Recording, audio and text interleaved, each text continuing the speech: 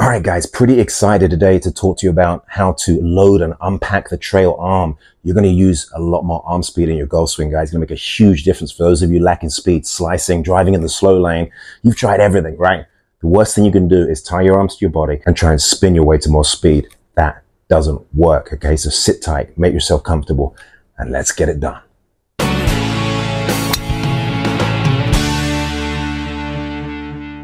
All right, guys, so let's talk about the arms in the golf swing and the role they play in creating speed, especially the trail arm. If we can get that trail arm in a really good position, and then we can unpack it the correct way on the way down, you're going to be shocked how much further you're going to hit the golf ball with less effort. Most of you have too much tension in your joints, okay? The joints of your wrist, your elbows, and your shoulders. It's okay, right? Vast majority of people set up with too much tension.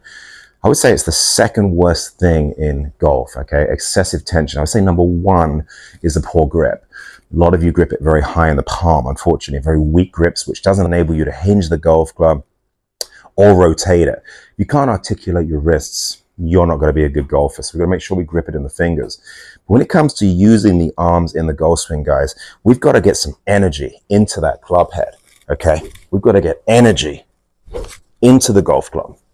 All right. Now, a lot of you would say that's an arm swing, okay? Because I'm not turning my body through it, okay? But the bottom line is, with me being patient with my body, my arms are working down in front of my body. And as I change direction here, the club head just keeps accelerating past my body. When the club accelerates past your body, guys, it creates a tremendous amount of speed. It's like a slingshot. So many of you have the club moving through at the same speed as your body. You drag the golf club, essentially. So what I'm doing there, guys, is I'm getting a lot more energy into the handle of the golf club early in my downswing, okay?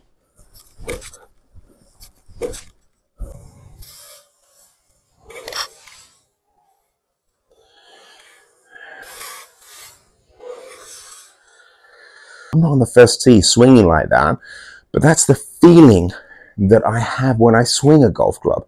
I have a ton of speed with my arms, and then I allow my arms to employ my body as I turn through the golf shot, okay? So I'm going to try and stall the spin phase. I'm not going to get to the top of the backswing and spin my body. What I'm going to do is try and keep my body facing you, get the energy into the grip, okay?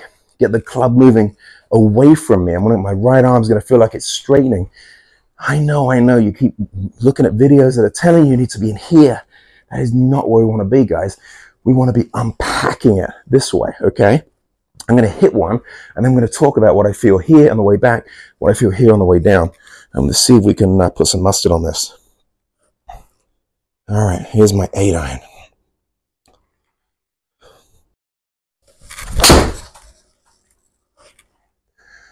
All right. So let's have a little look here. All right, so 178 carry, okay? 20-degree launch, 6,000 on the spin, which is a little on the low side, okay? Descent angle looks really good. Path a little too far to the right, okay? I'm at 9 degrees inside out. Now, why am I 9 degrees inside out? I really exaggerated keeping my body closed, right? If I keep my body closed facing you, look at where the golf club is, guys. It's going to be way more behind you. That means the golf club is, of course, exiting further to the right.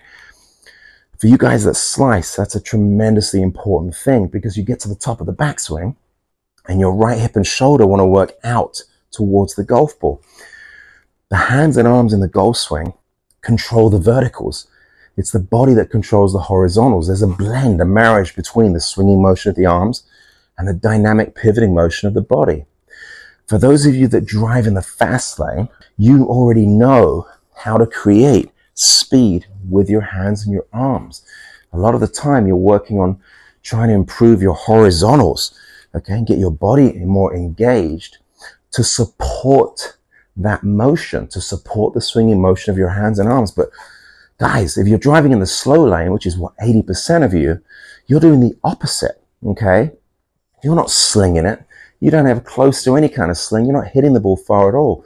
So what you're doing is you're entering the spin phase too early. You got a lot of horizontals in your golf swing. You don't have a lot of verticals. You don't get your hands and arms moving down fast enough. So the idea of stalling your body as you transition, almost backing into it a little bit here as we drift into the lead side, and getting that arm to work down is going to be transformational for the vast majority of you. I'm telling you, okay? So let's break this down. Really important to understand how this works. So the right wrist here is going to hinge towards the lower arm, okay? It hinges this way, okay? So what we don't want to do is this. I see a lot of this. So I feel like I'm hinging, but really you can see I'm not, all right? So what we've got to do is we've got to make sure that the wrist hinges against the lower arm, all right? So right in around the waist here, that's when we start to hinge. Now what I'm going to do is I'm going to allow my right arm to fold. That's the second part of the equation.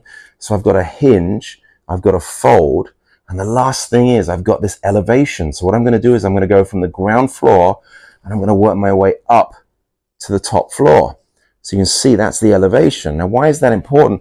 Obviously I get my hands a little higher, I can create more speed with my arms as I change direction, all right?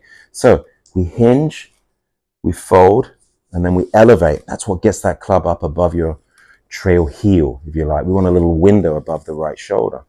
So if we can get that club up here, it's going to make a huge difference. So many of you guys, you aren't getting your arms structured particularly well back here. You're in what we call a narrow or pinched position, which doesn't allow you to use your arms at all. What you've got to do from here is essentially spin and throw. You get the club released very, very early, because when the club is towards you, it's too high on its approach, okay? So what that means is if I get very narrow, I start my downswing. Can you see how high the butt end of the golf club is? See how high it is? It's very, very high. It's got a long way to travel.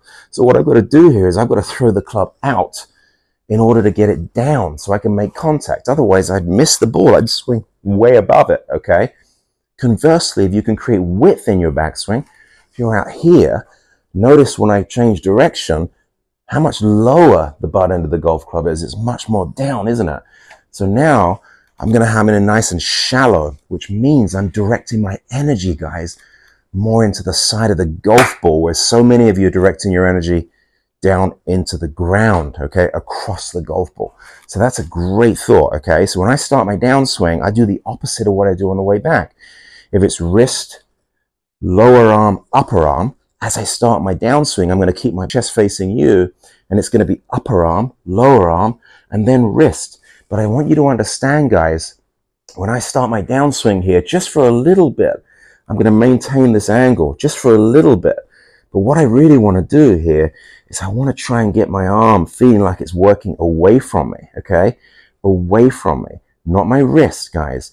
My arm. If I can create some width here, it's going to make a tremendous difference, okay? You create that space on the way down, you're going to hit the ball a mile, okay? Let's go ahead and hit one more. What I'm going to do is square up a little bit, a little too far inside out. So if I get a little squarer, I can improve my path a little bit. Let's try that one more time.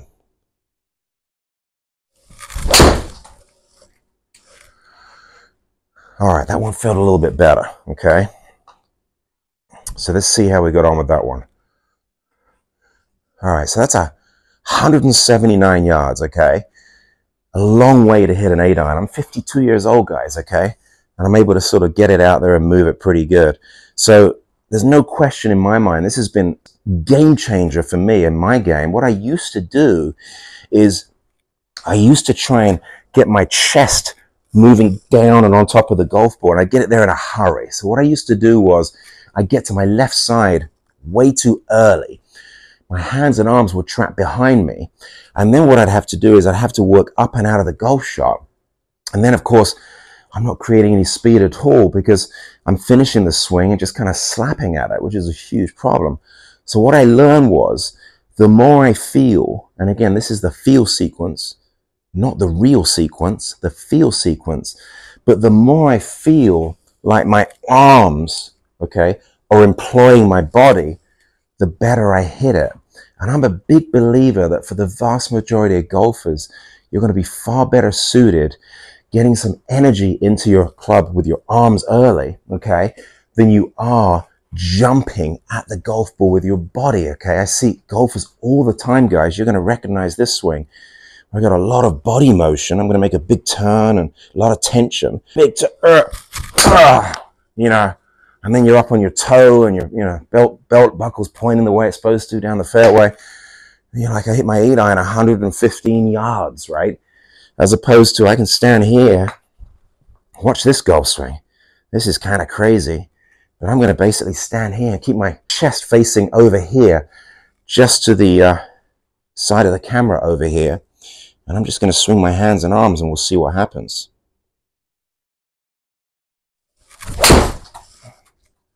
All right, so my chest is facing forward. My hips aren't open, okay? I've got a little bit of a drift into my left side there, but I have very, very little body rotation. Very, very little. So I kind of stopped right here, and then the hands and arms just kind of kept going. And you can see there, I've got a 170-yard 8-iron, okay? So if I get open very early, I'm losing all of that energy. I'm not generating speed as I transition, and that's what I want you to understand. Now, I do exactly the same thing, guys, and allow my arms to pull me through the golf shot. I've got myself a golf swing. Swing the arms, rotate the body, okay? Golf club swings, body turns. It's just a marriage between those two things. Let's go ahead and do that one time.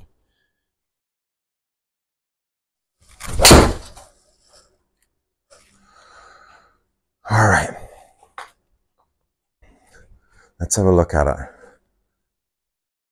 All right, so there we go, 175 yards. Very, very happy with that. So that's the lesson today, guys, okay? Get your right arm in a good position at the top. It's what we call structure, okay? Get your arm in a good structured position. And then what we want to do is we want to feel like we're unpacking it a lot earlier. I want you to feel like your right arm, guys, is almost straightening here as you transition. We want to get the hands down in front of the trail leg here, okay? That's what I'm looking for. You can see when I'm in this position, my arm is literally gone from, you know, maybe 90 or 100 degrees to maybe 130, okay? Maybe even 140, all right? I'm certainly not at 180. That's where I'm going to be right through here, right? Fully extended right here, okay? But I'm not going to get my right arm jammed and narrow in here and then try and unpack right at the last second. That's the worst thing you can do. So again, look at the trail arm, okay? As I start my downswing, here's the transition. You see it hasn't changed initially. Then it starts to work out. All right, now my right arm is a lot straighter.